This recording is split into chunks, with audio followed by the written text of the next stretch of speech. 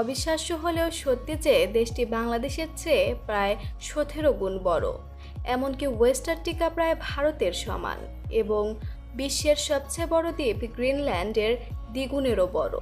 West আর্কটিকা দাবি করে তাদের প্রায় 2000-এর বেশি নাগরিক রয়েছে, কিন্তু এসব নাগরিকদের কেউই ওয়েস্ট আর্কটিকায় বসবাস করে না। তারা সবাই বিভিন্ন দেশে থাকেন এবং শুধু অনলাইনে একে অপরের সাথে যুক্ত থাকেন।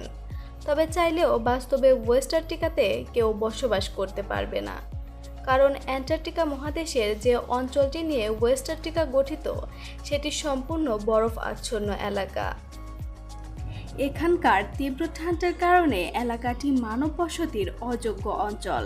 প্রথম দিকে ওয়েস্ট আর্কটিকা ছিল এক ধরনের স্যাটার বা রসিকতা, কিন্তু সময়ের সঙ্গে এটি একটি পরিপূর্ণ পরিবেশ বান্ধব এবং জলবায়ু সচেতনতা বৃদ্ধিমূলক সংগঠনের রূপ নেয়।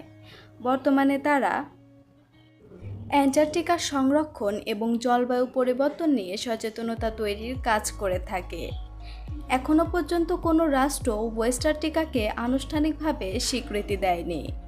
অতীতে একাধিক দেশ অ্যান্টার্কটিকার মালিকানা দাবি করলেও পরবর্তীতে একটি চুক্তির মাধ্যমে সবাই সম্মত হয় যে অ্যান্টার্কটিকা একটি বৈশ্বিক বিজ্ঞান গবেষণার অঞ্চল হিসেবে বিবেচিত হবে এবং কোনো দেশ এই অঞ্চলের মালিকানা দাবি করতে পারবে না। সেই হিসাবেও ওয়েস্ট আর্কটিকা রাষ্ট্রের অস্তিত্বই সম্পূর্ণ ভিত্তিহীন। তবে সংজ্ঞা মতে একটি দেশের যা যা থাকে